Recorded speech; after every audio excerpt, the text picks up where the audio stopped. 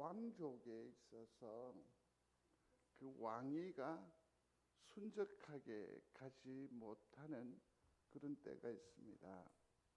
특별히 왕권을 가지게 되면 세상의 모든 권세를 다 쥐게 되잖아요. 그러니 아무래도 성적으로 조금 개방이 되고 또 무례함이 있습니다. 그러니 많은 자녀들이 일어나게 되지요. 거기에서 오는 부작용이 만만치 않았습니다. 오늘은 소위 말하는 왕자의 난에 대해서 잠시 생각을 하려고 하는데, 먼저 그 중심에 있는 사람이 다윗입니다. 다윗은 그 일생의 삶을 살아오는 중에 참 파란만장하지 않았겠습니까? 15년여 거의 20년 가까이 왕 사울의 박해를 받았습니다. 정말 처참한 그 생의 여정이었고 너무너무 억울했고 너무너무 힘에 겨워했던 것 같습니다. 그 다음에 또 이 두 번째로 다윗이 경험했던 아픔이라는 것은 밧세바라고 하는 여인과 부적절한 관계에 빠져버립니다.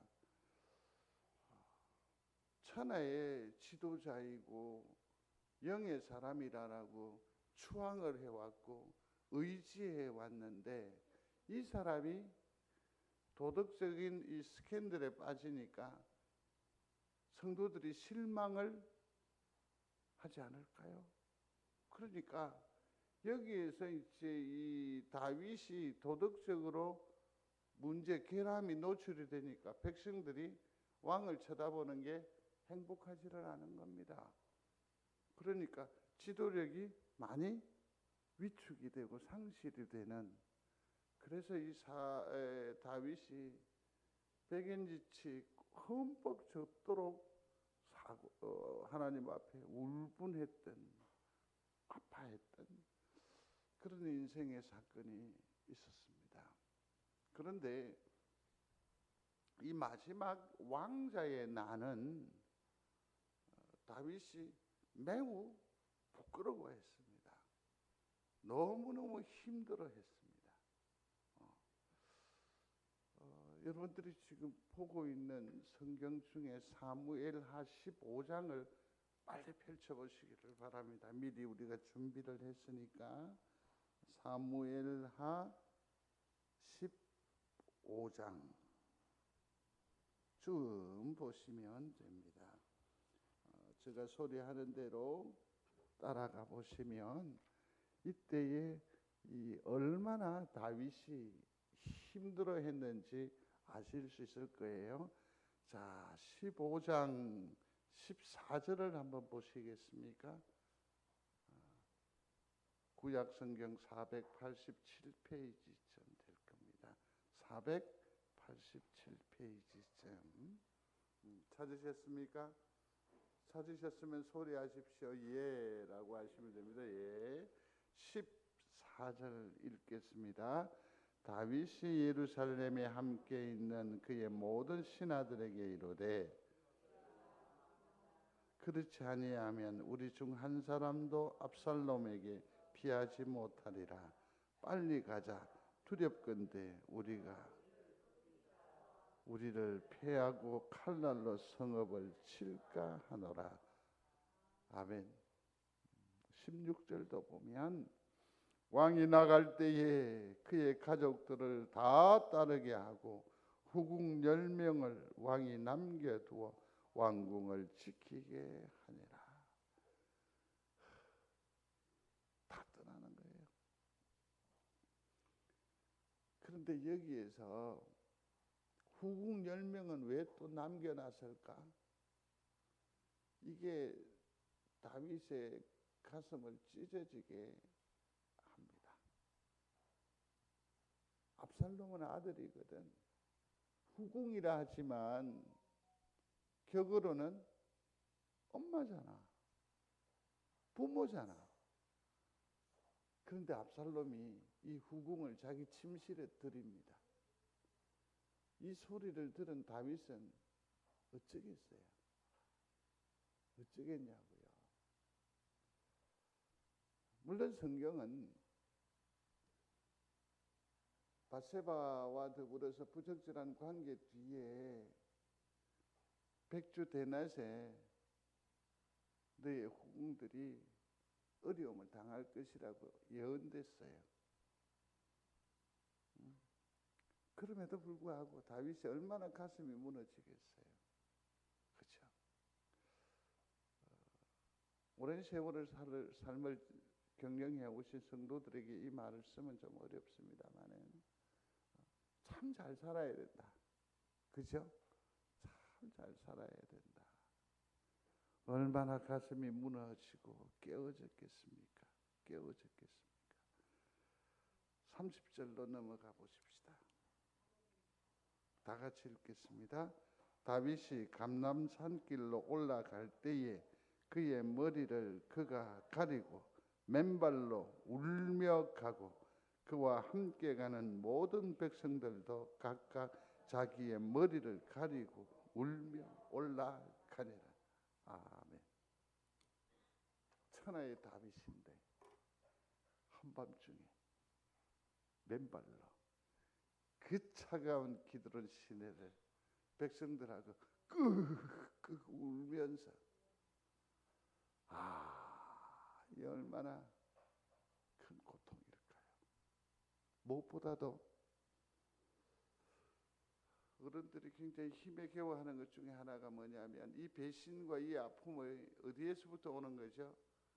압살롬 자녀에게 오면 충격은 대단하죠. 이해를 돕기 위해서 왕자의 난을 잠시 설명을 드리면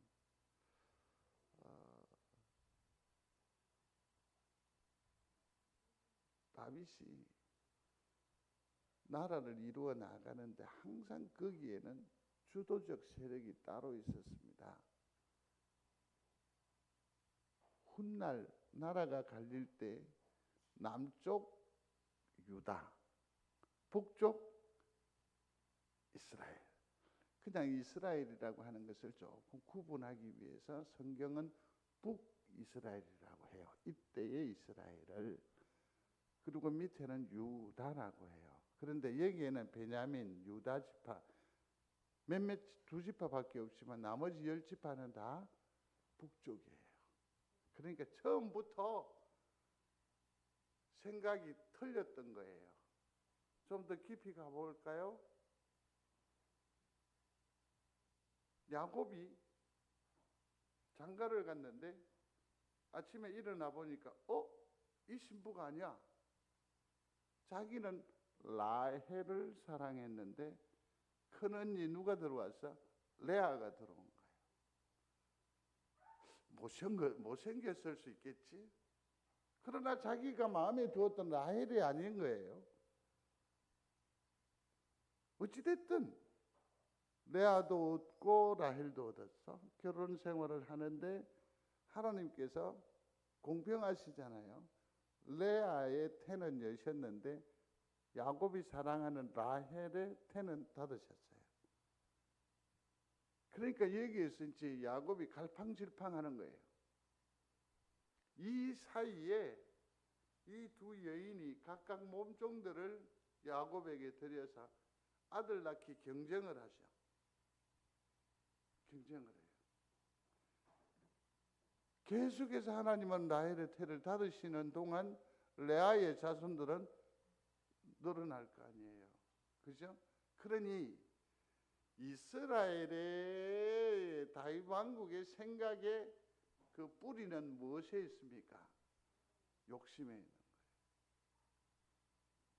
그렇게 해서 이스라엘은 철저하게 어떤 레아 족속들의 중심이 되죠. 우리끼리가 되잖아요. 끼리가. 중간에 참 많은 생각이 있었어요. 이번 주부터 이제 새벽에 참여하시면 아시게 될 거예요. 아시게 될 거예요. 그게 뭐냐면 그 중간에 누가 있냐면 뿌리에 요셉이라는 아이가 있어요. 혹시 들어보셨습니까? 요셉? 꿈쟁이잖아요. 채색옷이잖아요. 근데 이삭도 그랬고 야곱도 그랬고 누구를 사랑해요? 이 아이를 극진히 사랑하세요. 극진히 사랑하세요. 에서예요? 야곱이에요? 야곱이잖아요. 그죠? 수많은 많은 형제들이 있는데 누구냐고요? 요셉이었단 말이에요. 그러니까 이때 누구는 냄새나는 양들을 이끌고 런닝구가 누렇게 되도록 나가서 새 빠지게 일하고 있는데 요셉은 채색옷을 입고 꿈을 꿨다나 어쨌다나 형들이 내한테 절호를 하거든. 이따위 소리나 해서고. 그러니 이들의 마음이 편할까요? 편하지 않아요. 꿈쟁이가 오는도다 그러면서 죽이기로 작정하잖아요.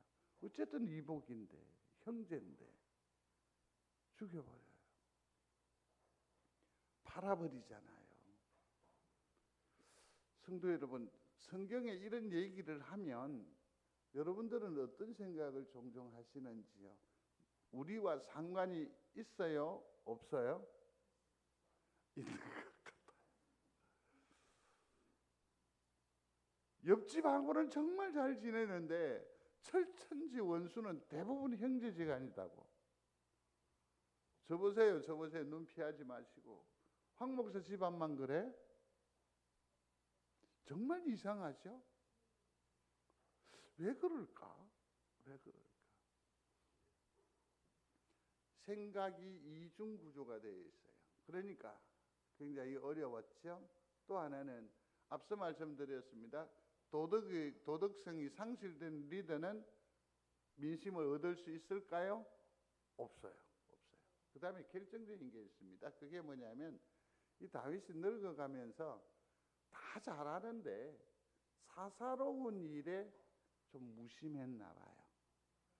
한 예를 이제 여기에 발단이 되는데 그의 아들이 누구냐면 압살롬인데 다음 왕권을 누가 쥐느냐 하면 소리하십시오.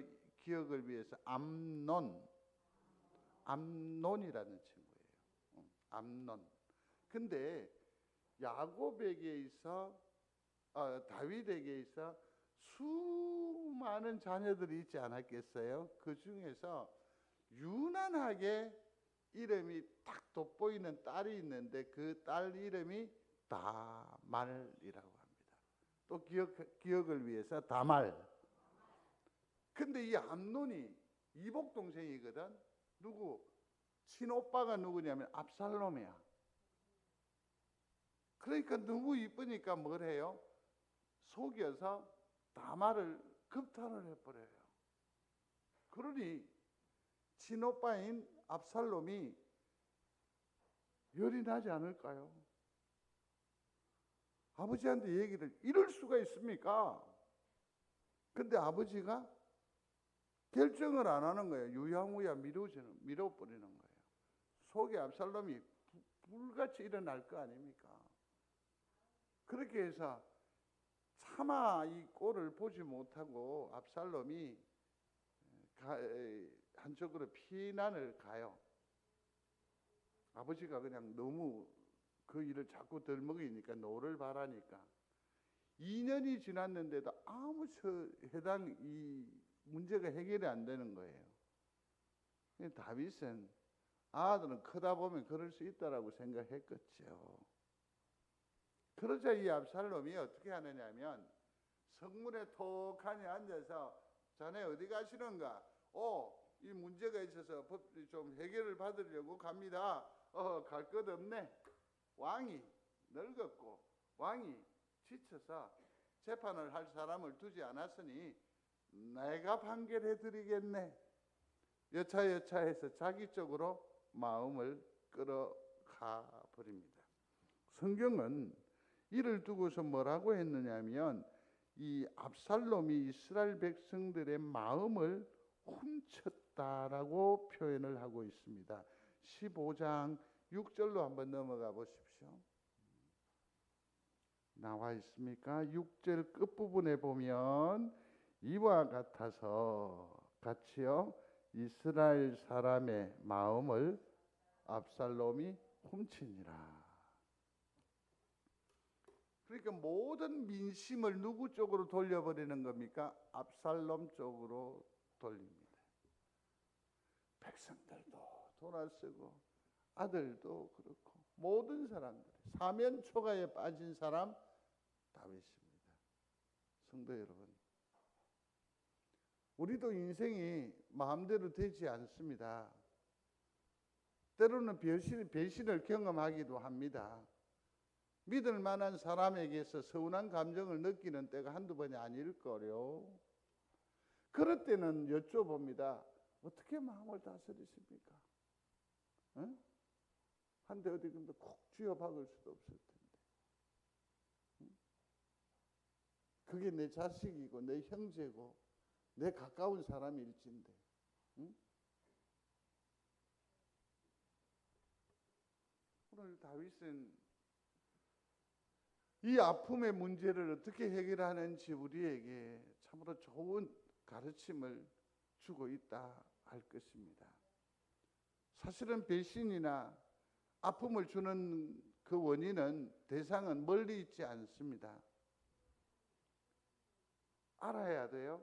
모든 원인은 누구에게 있다? 나에게 있습니다. 항상 때문이라고 말하는 여기는 문제 해결은 요원합니다. 부끄럽고 죄송한 표현인데 한번 스스로 소리해 보십시오. 나 때문이다. 나 때문이다. 나 때문이다. 저 사람이 변화하기 이전에 내가 변해야지요. 내 속의 문제를 보아야 돼요. 응? 나 때문이에요. 또 보세요. 아들이에요, 아들. 자녀라고요. 아, 참. 이번에 지금 이번 주간에 목사가 전화를 많이 받아서 매우 행복했어요.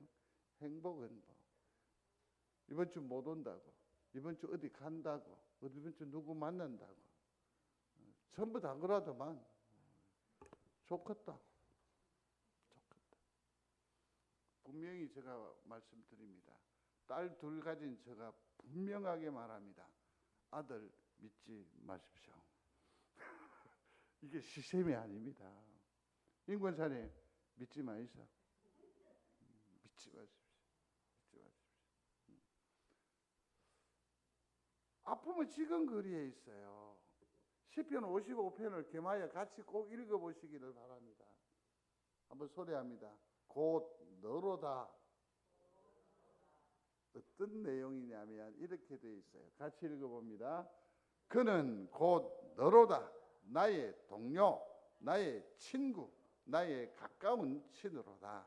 우리가 같이 재미있게 의논하며 무리와 함께하여 하나님의 집 안에서 다녔도다. 그 부분에 이 전개 있죠. 인정해야죠. 다시 무리와 함께하여 하나님의 집 안에서 다녔도다. 맞죠? 아멘. 안에서 길길이 뛰고 즐거워하고 함께 그러더니 결정적인 순간에 어떻게 해요? 나의 대적이 되고 근심거리가 되어버린다는 거죠. 성도 여러분, 사랑하되 끝까지 사랑하시게 되기를 바랍니다. 끝까지 사랑하십시오. 끝까지.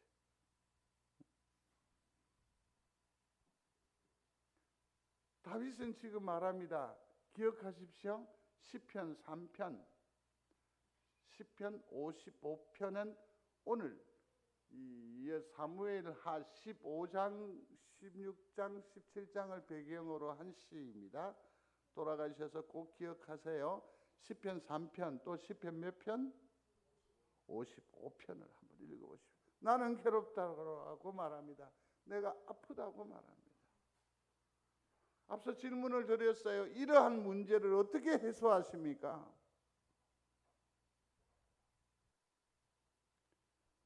시편 3편을 우리가 읽었어요. 주보에 나와 있어요. 이게 잘 안 보이면 주보를 보셔도 돼요. 쉬운 말로 바꿨어요. 주보 칼럼란에 나와 있죠? 그걸 가지고 한번 또 바꾸어서 현대어로 바꾸어서 한번 다시 읽어볼게요. 같이요. 하나님 보십시오. 저 셀 수 없이 많은 적들이 벌떼처럼 일어나 폭도처럼 나를 애워싸고 조롱을 퍼붓습니다. 하나님이 저자를 도와주신다고 라고 말입니다. 그러나 하나님, 주님이 나의 사방에 방패를 두르시고 내 발을 받쳐주시고 내 머리를 들어주십니다. 내가 온 힘을 다해 하나님께 외치면 그 거룩한 산에서 천둥 소리로 응답해 주십니다. 여기까지. 애워싸서 두렵고 소름 돋는 그런 형국인데도 불구하고 다윗의 마음은 어떻게 해요? 흔들리지 않죠. 으릉 견고한 거죠. 그러면서 심지어 뭐라고 하는지 보십시오. 같이요. 이 몸 두 다리 쭉 뻗고 누워 한숨 푹 자고 일어납니다. 푹 쉬었다가 씩씩하게 일어나 벌떼처럼 달려드는 적들을 두려움 없이 맞습니다. 아멘. 이게 믿음의 사람이에요. 이 위기를 대처할 수 있는 신앙인의 방법이에요. 그러면서 기도를 해요. 우리가 이런 기도를 들을 수 있을까? 괜찮아요. 하십시오. 읽어보겠습니다. 일어나소서. 하나님, 나의 하나님 도와주소서. 저들의 얼굴을 다시 그렇게 하면 안 되지. 후려 어째야 돼? 갈기소서. 좀 이를 좀 이렇게 모아서 후려 갈기소서. 이쪽 저쪽 기싸대기를 올리소서. 주먹으로 아구창을 날리소서. 참된 도움은 오직 하나님께로부터 옵니다. 주님의 복으로 주님 백성을 휘감아 주십니다. 아멘. 우리가 가지고 있는 성경은 이빨을 꺾으소서. 성도 여러분, 위기의 때에 사람에게 마음을 두지 말고 이 심사를 하나님께 두시는 매우 지혜로운 성도들이 되시기를 중심으로 소원합니다. 사람과 부딪히면 싸워야 됩니다. 추해집니다. 이 말은 뭡니까? 오직 주님만 의지하겠습니다. 이게 우리 입술의 고백이 되면 좋겠습니다. 한번 소리해 보십시다. 주님만 의지하겠습니다. 하나님, 제가 사랑의 사람이 되게 해 주십시오.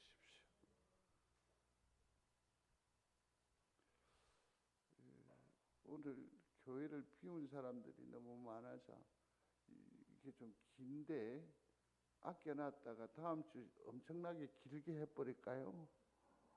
복수겸해서 빠르게 할 테니까 여러분들이 귀를 기울이시기를 바랍니다. 좌지우지합니다. 그럼에도 불구하고 그가 선택한 것은 무엇입니까? 하나님이었잖아요. 그럼에도 불구하고 다윗이 선택한 것은 세상적인 방법이 아니고 사람이 아니고 누구였습니까? 기도였다는 거죠. 그랬는데 하나님께서 들어주신다고 했거든요. 근데 그 약속 이행을 어떻게 하시느냐 하면 따라합니다. 사람. 사실 저는 하나님이 저에게 답을 주실 때 돈으로 했으면 좋겠어요. 여러분들은 어떻게 생각하세요? 돈이면 참 좋을 것 같은데 하나님은 응답을 뭐로 하십니까? 사람으로 하세요. 이방인 가드 사람 이때라는 사람이 캄캄한 밤에 예루살렘 궁을 보호막을 벗어나서 건너가고 있잖아요. 그러니까 누가 우리의 적군인지 내 편이 아닌지 분별이 되지를 않습니다. 근데 이방 사람 이때가 나타납니다. 600명의 군사를 이끌고 다윗을 호위하려고 달려 나왔습니다. 천군만마를 얻는 것 아니겠습니까? 맨발로 밤중에 이 눈물을 흘리면서. 근데 이때가 드디어 나타난 겁니다. 그러한 중에도 다윗이 사람을 대하는 태도를 우리는 여기서 주목해 볼 필요가 있습니다. 19, 20절에 보면 그때의 왕이 가드 사람 이때에게 이르되 같이요 어찌하여 너도 우리와 함께 가느냐 너는 쫓겨난 나그네이니 돌아가서 왕과 함께 네 곳에 있으라. 여기까지만. 여기 보니까 너는 쫓겨난 나그네다. 이 말은 뭡니까? 가드에서 어디로 왔어요? 이스라엘로 온 이민 온 사람이라는 뜻입니다. 이런 사람들은 그 땅에서 예우를 받아요, 못 받아요? 경계의 대상이죠. 또 여기 보면 어제 왔고 그러니까 온지 얼마 되지 않았어요. 그런데 선뜻 다윗을 돕겠다고 나선 거예요. 정말 용기 있는 사람, 고마운 사람이잖아. 그런데 이 사람을 그냥 받지 않고 다윗은 어떻게 말합니까? 정확하게 그 사람의 형편을 얘기하면서 두 번째 줄 보시면 돌아가서 왕과 함께 네 곳에 있으라. 여기서 보세요. 다윗이 얼마나 공궁에 처했는지 반역자인 압살롬을 뭐라고 말합니까? 네 왕이라고 하자. 얼마나 처참하겠어요. 그러니까 지금 너가 나를 따라 나서면 너의 고생은 너무나 크다. 이 기회, 이 찬스를 쫓아서 압살롬에게 붙어 살아라. 그러면 너와 내 민족은 괜찮을 거라. 지푸라기라도 잡아야 될 그런 처지임에도 불구하고 다윗은 누구를 생각합니까? 사람을 생각하는 거죠. 야, 이렇게 큰 가슴을 가진 사람을 여러분들 생에 만나보신 적이 있습니까? 압살롬, 그를 왕이라고 합니다. 나는 정처 없이 가니까 정령 압살롬이 너에게 있어 기회가 될 거라고 찬스라고 얘기를 하지 않습니까? 그러면서 축복해요. 어떻게 축복하는지 보십시오. 동포들도 데려가라 했는데 같이 읽겠습니다. 은혜와 진리가 너와 함께 있기를 원하노라 하니라. 축복하는 거죠. 오, 멋지잖아요. 성도 여러분, 이렇게 큰 가슴에 사람이 되시기를 주의 이름으로 축복합니다. 이때가 이렇게 해서 같이 합니다. 그랬더니 이때가 뭐라고 합니까? 대답하여 이르되 여호와의 시작 여호와의 살아계심과 내 주 왕의 살아계심으로 맹세하옵나니 진실로 내 주 왕께서 어느 곳에 계시든지 사나 죽으나 종도 그곳에 있겠나이다. 사람의 마음을 감동을 주니까 그 마음이 어떻게 해요? 이렇게 나타나는 거 아닙니까? 정말 멋지시오. 사람을 억지로 교정하려 하지 마십시오. 설명하려 하지 마십시오. 다그치지 마십시오. 사람을 얻는 방법은 뭡니까? 감동을 주는 겁니다. 이렇게 말해요. 생각나는 사람이 있어야 하는데 누구일까요? 나오미에게 며느리 룻이 고백하는 거 있잖아요. 어머님의 나라가 나의 나라라고.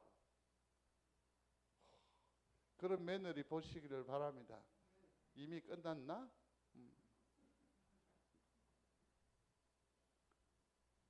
그래서 22절에 보면 어떻게 합니까? 앞서 가라. 자기의 생명을 누구요? 이때에게 의탁하는 게 되는 거죠. 아, 너무 멋집니다. 그러면서 이때는 이스라엘 다윗의 그 혼돈스러운 지경에서 군사적으로 전략을 탁 더해서 견고한 버팀목이 되어 주는 거죠. 훗날 이 야곱이 돌아보면서 자기에게는 세 용사가 있음이 든든했다라고 고백하고 자랑하는데 그 중에 요압, 아비새 이때를 마음에 딱 두고 있잖아요. 하나님 심장에 새겨지는 기억되어지는 믿음의 용장들이 다 되시기를 중심으로 소원합니다. 그렇게 기도했더니 소원하였더니 하나님께서 또 사람을 보내어 주시는데 사독과 아비아달이 들어오게 됩니다. 24절에 나와 있습니다. 이 사독은 제사장입니다. 그러니까 영적으로 신앙적으로 딱 뒤에 강력한 지지가 되어주는 거죠. 지지가 되어주는 거죠. 근데 우리 성도들 사이에서도 보면 목사가 종종 필요한 때가 있어요, 없어요? 있어요. 목사님 한 번만 가주시면 된다고. 그래 갔더니 굉장히 평소답지 않게 이쁘게 꾸미셨어요. 그것도 호텔 커피숍에서. 그 목사가 순진해서 그러는지 장로님께 전화해서 누구 만나러 어디로 갑니다라고 내가 말을 해놓고 갔다니까. 내 스스로 이렇게 잘생겼다고 착각하고 사는 사람이었어요. 제가. 그 많은 사람인데 목사님 한 번만 얼굴 보여달라고. 울어요. 그 많은 사람 앞에서 무릎을 꿇어요. 목사님 한 번. 제가 목사님 사랑하는 줄 알지 않나요? 그게 다단계인데 제가 거기에 가면 어떻게 돼요? 말씀하겠죠. 목사님도 갔다고. 그러니 네가 가도 된다라고 얘기하지 않겠어요? 돌아 나오는데 막 성도를 잃는 게 아닌가? 이게 목회 바르게 하는 건가? 온갖 생각이 다 들었어요. 혼돈의 시대에 누군가가 영적으로 지지가 되어주면 얼마나 힘이 날까요? 지금 이 일을 누가 하고 있어요? 사독이 든든한 이런 얘기겠죠. 왕이여 두려워 마십시오. 내가 하나님께 기도하겠습니다. 기회 있을 때마다 두 손을 들어서 축복해 줄진데 내 눈앞에 내 눈에 눈물이 가득하지만 이겨낼 수 있었을 거라고 생각을 해요. 성도 여러분, 환난의 때에 기도하십시오. 기도의 후원자를 얻게 될 줄로 믿습니다. 또 한 사람이 나타나요. 그게 누구냐면 아비아달이라는 사람이에요. 아비아달. 한번 소리합니다. 아비아달. 왕이 사독에게 이르러 보라 하나님의 괴를 성읍으로 명하가라. 그러니까 사독과 아비아달이 왔는데 자 다윗의 마음을 또 살펴야 돼요. 거기 올 때 뭘 가지고 왔다고 했죠? 하나님의 괴, 법궤를 가지고 왔어. 언약궤를 가지고 왔어. 이게 역사적으로 힌트가 있었을 거예요. 이게 여러분 기억나시나요?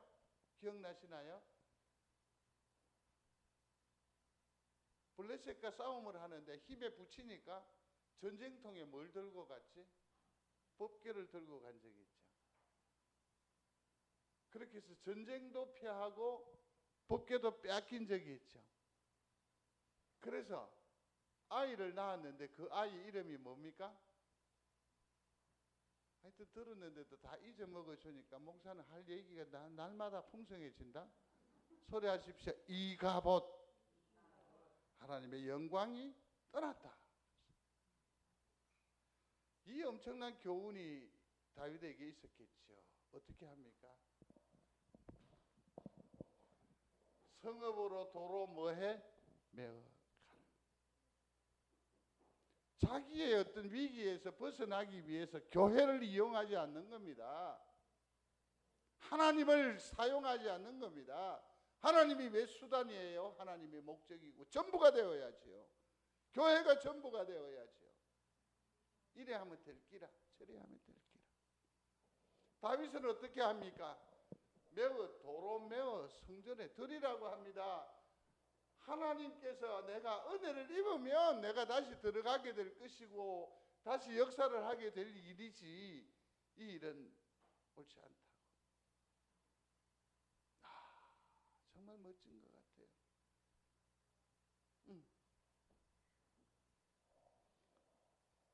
또 한 사람이 더 등장합니다. 그가 누구냐면 후세예요. 후세. 소리합니다. 후세. 이름이 후세예요. 다음 세상이 아니고 후세. 후세. 이 사람이 결정적인 역할을 해요. 이 왕자의 난에. 여기에 보면 다윗이 사실은 하나님의 사람이냐, 흠이 참 많은 사람입니다. 친구 우정을 이용하기도 하고 자기 목숨을 구하기 위해서 다른 사람을 위험에 빠뜨리고 거짓말도 서슴지 않았던 그런 부분들이 없잖아 있었습니다.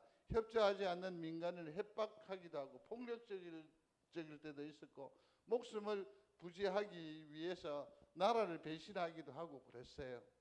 목숨을 부지하기 위해서 사울 왕 때는 어떻게 합니까?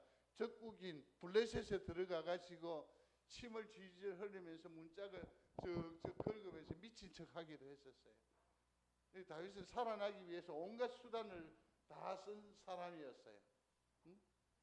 그럼에도 불구하고 어때요? 하나님은 사람 후세를 통해서 그 권위를 유지시켜 주는 거죠. 멋진 것 같아요. 어려움이 없게 되기를 바라지만 혹여 어려움 중에 하나님께서 보내시는 사람으로 말미암아 큰 위로를 받는 우리 성도들이 되시기를 바랍니다. 사람이에요, 사람. 그래서 교회는 사람이에요. 자, 돕는 사람을 우리는 살펴봤었어요. 첫 번째는 이때. 기억하십시오. 이때. 또 하나는 누구냐면 사독. 또 한 사람 아비아달. 또 한 사람은 후세였습니다. 하나님은 기도하시는 일을 들으시는 줄로 믿습니다. 보호하시고 인도 역사하여 주시는 줄로 믿습니다. 기도하십시오. 어려움 때에 하나님은 꼭 사람을 통하여서 응답하여 주심을 체험하는, 확인하는 우리 귀한 성도들의 걸음이 되시기를 충심으로 소원합니다. 제가 사실은 설교 제목을 이렇게도 정해 보았더랬습니다. 나는 너에게 힘이 될까, 짐이 될까? 한번 천천히 한번 읽어보십시다. 시작.